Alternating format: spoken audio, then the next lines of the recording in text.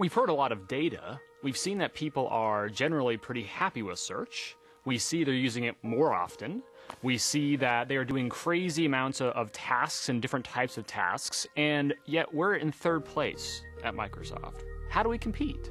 We go back to the data, and we look at what people are doing, and we look at what customers are actually experiencing out there, and then from there, we can hopefully divine some insights which can help us figure out what to build. We had what people tell us they want in an engine, so things that have to be there.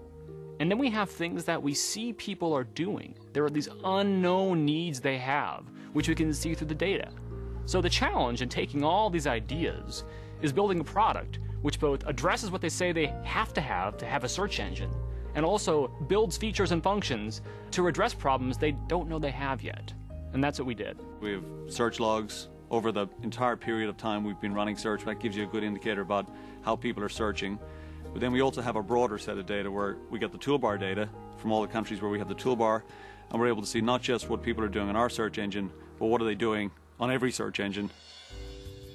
If search is a gas station, then highly relevant results are gas. They're why people stop in. They might go inside and get a Snickers bar as well, but most of the time they're there to fuel up. So getting the best results on the page is paramount for us. Anytime we see a query where customers don't click on any of our results, or where customers have to type in a new query and refine their search, we take that as a very bad signal to us, and that's an opportunity for us to improve. So we're constantly working on increasing that success rate and increasing how often that success occurs on that first query right on the first page of results. We've worked hard to help either answer the question for the customer right on the page with no clicks, or to give them more information about whether or not this page is one that they want to go visit. When we look at queries, there are some table stakes, some expectations that users have that we must address. Things like relevance, things like speed, and performance. There are ways that we can help users with tools to get to the results that they want to get to. Tools that can help them to refine a query and get it phrased just right, such as auto-suggest. One of the things that users sometimes do is just click on the wrong thing. They get a bad click. We want to prevent that, and there's ways that we can do that. One is called instant answers, which we use, which shows what we believe is a great answer to the query that somebody's typed. And if a user sees that, sometimes they'll get the answer right on the page. Another way is this a feature called best match. It's a way of surfacing what we believe is the ideal result for a query very directly at the top of the page, and it can get users straight to the answer that they want very effectively without clicking on any bad links.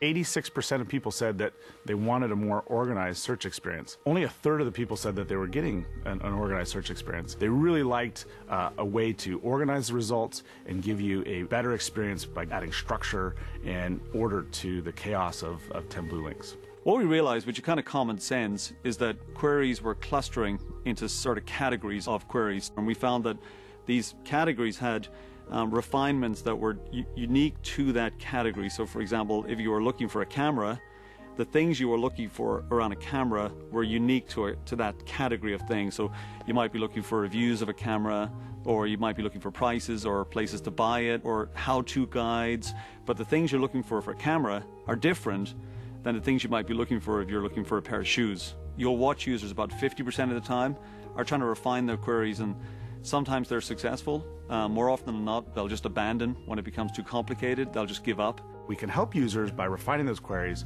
by anticipating what they're going to be refining on, and then presenting that up front in the web results to help them get a more organized experience. We used algorithms to figure out from all the data, what were the specific things to a query. So we invented this thing we've called a talk, which is a table of contents, which is a way for a user just to start their general query.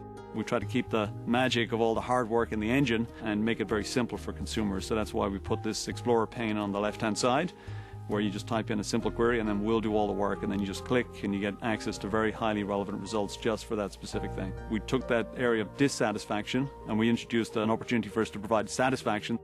We saw that when users were exposed to the feature, their satisfaction levels with their current search engines dropped between 16 and 20%, which makes the point that consumers are not satisfied with search today. Many sessions are relatively quick in and out sessions. About 50% of time spent in search is really around these longer sessions where people are going deep and trying to find information or make a decision or help simplify a task. About 47% of queries are actually repeat queries where people are going back to previous tasks that they've done before. We introduced the idea of history, which allows you to store history on what the consumer's doing and what clicks they've made.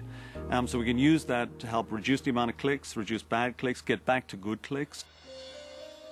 We looked at the tasks that were complex, that involved multiple sessions, that involved key decisions. The tasks related to shopping, local, travel were areas of opportunity where we could really create a more end-to-end scenario to help simplify what users were trying to accomplish. There's a comfort food in search for people. They're used to blue links, they're used to green URLs. Search engines over the past 10 years have taught them that this is how you find what you're after. Most of those engines are a bit one-size-fits-all. They get a lot of kudos for being simple, but it's also the challenge. I think the evolution is more in intent and more in the concept around your search than it is in necessarily the design. To evolve search, we need a framework, and Kiev is the first step toward that. We've established this left pane, this left column that contains the related searches. It contains the concepts around your search. It affords us a canvas that we can grow, that we can paint upon, release over release, feature over feature. A search is about 10 blue links, and it probably will be for a while, but there's a lot more to it than that, and this is the first big step to get us there. One of the goals that we're hoping to achieve by focusing on these scenarios that are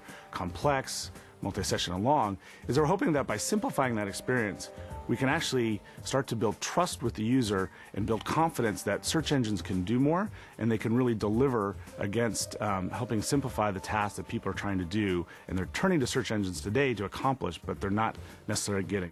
We're starting to change the paradigm of what a search engine can do, and we're changing the user experience, which is something that really hasn't been done in the past 10 years.